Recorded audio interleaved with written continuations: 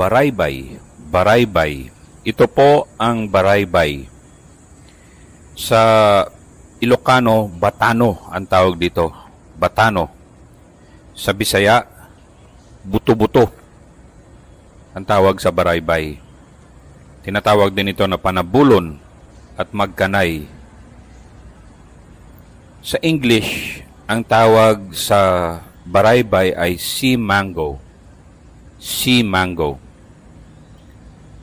Ang sariwang pulang prutas ay maaring ipahid sa mga binti upang gamutin ang rayuma. Ang langis ng buto ay ipinapahid sa balat upang gamutin ang kati. Pero ang baraybay hindi ito nakakain. Nakakalason ang katas nito. Nakakalason ang katas. Ang mga buto ay nakakalason din. Ang latex niya ay nagdudulot ng pagkabulag. Maaring gamitin ang berdeng prutas upang pumatay ng mga aso.